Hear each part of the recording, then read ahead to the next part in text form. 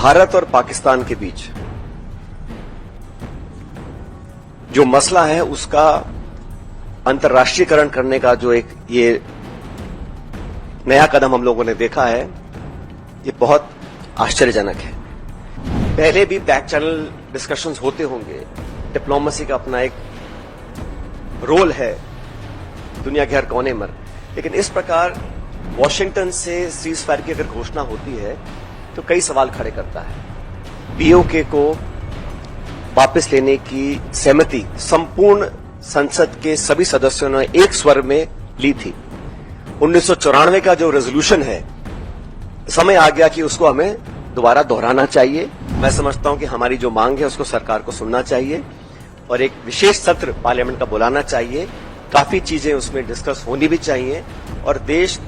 एकजुट है आतंकवाद के खिलाफ और पाकिस्तान के दुस्साहस के खिलाफ, ये संदेश पूरी दुनिया में जाना चाहिए। पिछले 24 घंटों का जो घटनाक्रम है बहुत तेजी से बदला है और हम सबको बड़ा आश्चर्य हुआ जब सीज फायर की जो घोषणा है वो अमेरिकी राष्ट्रपति ने करी। ये शायद पहली बार हुआ है कि इस प्रकार की सीज फायर की घोषणा सोशल मीडिया के माध्यम से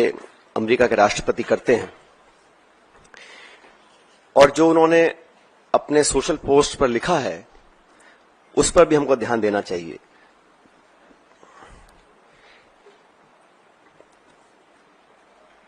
भारत और पाकिस्तान के बीच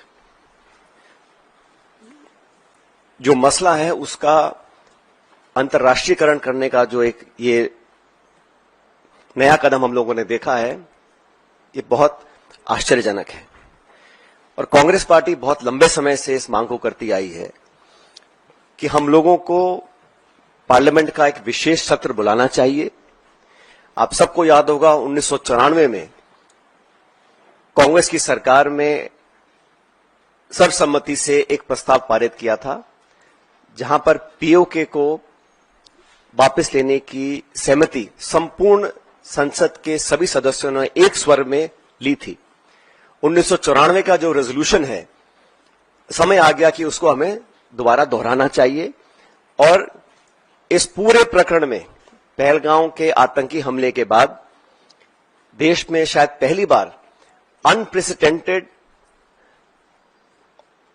और एक तरफा समर्थन भारत सरकार को सब पक्षों से मिला। सभी दल, सभी विचारधारा, 140 करोड़ लोग भारत सरकार के साथ खड़े रहे और हमने साफ कहा था कि पहलगाम में जो आक्रमण हुआ है वो भारत की आत्मा पे आक्रमण है और इसका मुंहतोड़ जवाब देना अति आवश्यक है। सेना ने जो कदम उठाए उस पर हम सबको बड़ा गर्व है और जो आतंकी इलाकों पर, ठिकानों पर जो अटैक करा उसका हम सबको बहुत संतुष्टि इस बात की है कि हमारी भारत की सेना उस काम को कर पाई। लेकिन अनवेवरिंग, अनप्रेसिडेंटेड सपोर्ट जो भारत सरकार को दिया, मैं समझता हूं कि हमारी जो मांग है उसको सरकार को सुनना चाहिए और एक विशेष सत्र पार्लियामेंट का बुलाना चाहिए। काफी चीजें उसमें डिस्कस होनी भी चाहिए और देश एकजुट है आतंकवाद के खिलाफ और पाकिस्तान के दुस्साहस के खिलाफ, ये संदेश पूरी दुनिया में जाना चाहिए।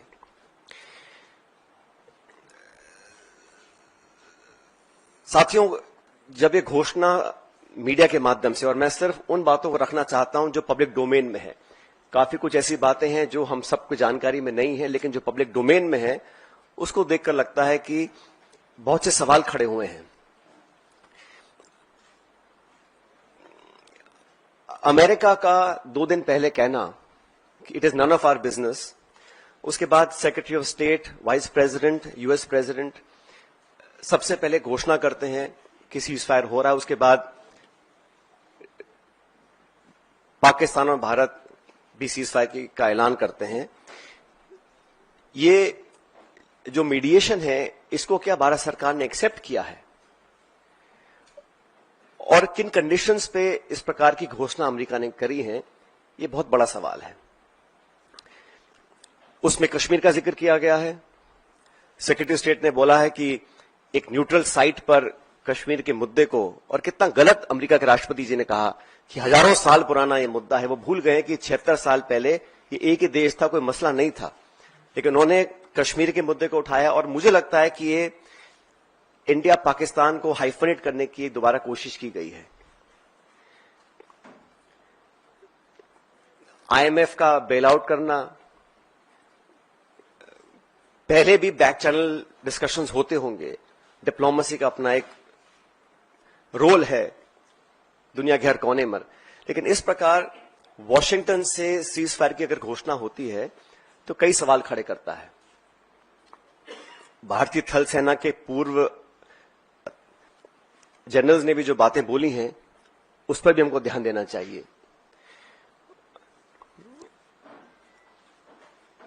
मैं मानता हूं कि सीज फायर की घोषणा के बाद जो कल बॉर्डर पर लगातार वायलेशंस हुए, गोले दागे गए, ये उस विश्वसनीयता को खत्म करता है। अगर सीज फायर हुआ है, अनाउंस हुआ है, दोनों पक्षों ने, डीजीएमओज ने बात कर सीज फायर की घोषणा करी है, उसके तुरंत बाद रात भर जो खबरें हमें देखने को मिली हैं उसमें निरंतर वायलेशंस हुए हैं सीज फायर के। इसलिए मैं मानता हूं कि हम लोगों को एक ऑल पार्टी मीटिंग बुलानी चाहिए भारत सरकार को, और जो पिछली 2 मीटिंग्स में नहीं हुआ वो इस बार करना चाहिए। प्रधानमंत्री जी को इस ऑल पार्टी मीटिंग में आना चाहिए और पूरे देश को कॉन्फिडेंस में लेकर सभी दलों को, क्योंकि सभी दलों ने अपनी विचारधारा को परे रखते हुए समय पर भारत सरकार को संपूर्ण समर्थन दिया था, और जो ऑल पार्टी मीटिंग्स बुलाई गई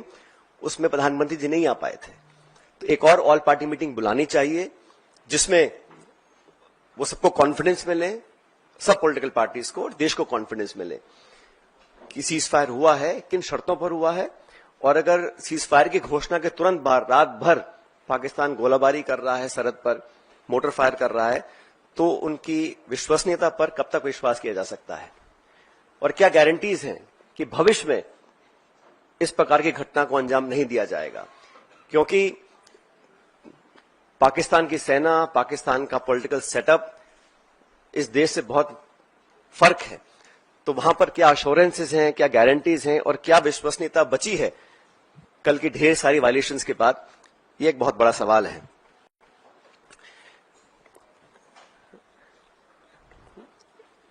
उन्नीस में भी जब युद्ध छिड़ा था तो अमेरिका ने कहा था कि हम बे ऑफ बंगाल में अपना 7वां बेड़ा भेज रहे हैं, we will deploy the 7th fleet, that's what the American said. But despite that the then government and Indira ji went ahead and did what was in a supreme national interest. आज हम उनको याद करते हैं कि वो नेतृत्व ऐसा था जहां पर नेशनल इंटरेस्ट को सबसे ऊपर रखा गया। और आज भी आपको याद होगा जब पार्लियामेंट पर आक्रमण हुआ था, वाजपेयी जी प्रधानमंत्री थे, सोनिया गांधी जी नेता प्रतिपक्ष थी, सदन के पटन पर उन्होंने खड़े होकर कहा था कि भारत, पूरा देश, पूरा विपक्ष सरकार के साथ है, जो भी उचित कदम उठाना है उसको उठाएं और निसंकोच उठाएं, हम आपके साथ रहेंगे। उन्हीं परंपराओं को कायम रखते हुए प्रमुख विपक्षी दल कांग्रेस पार्टी और तमाम दलों ने, चाहे वो खरगे जी हो, राहुल गांधी जी हो, हम सब ने सरकार को पूरा समर्थन दिया था। लेकिन इस प्रकार जो सीज फायर की घोषणा अमेरिकी राष्ट्रपति करते हैं, कुछ घंटे के बाद उसको वेरीफाई पाकिस्तान और इंडिया करते हैं, तो कहीं ना कहीं इस कश्मीर मुद्दे पर भी जो स्टेटमेंट्स आए अमेरिका की तरफ से, उस पर सरकार को अपना पक्ष रखना चाहिए, क्योंकि ये बायलैटरल इशू है। इसका अंतर्राष्ट्रीयकरण करने की जो कोशिश की जा रही है इस पूरे प्रकरण के माध्यम से, मैं इसको ठीक नहीं समझता हूं। एक विशेष सत्र पार्लियामेंट का बुलाना चाहिए और कम से कम 1994 का जो रेजोल्यूशन था उसको दोबारा अडॉप्ट करें और देश के सामने स्पष्ट तरीके से कहा जाए कि no third party involvement will be accepted, it is a bilateral issue and it is India's and Pakistan issue and no country including America should have a space to intervene in a bilateral issue. अब तक हमारे पिछले कई दशकों की जो foreign policy थी, जो स्टेटेड पॉलिसी थी, वो बड़ी स्पष्ट थी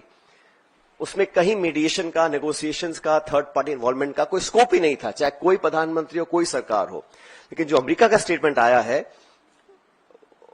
उस पर, इन सारी चीजों के ऊपर एक सवाल उठना लाजमी बनता है।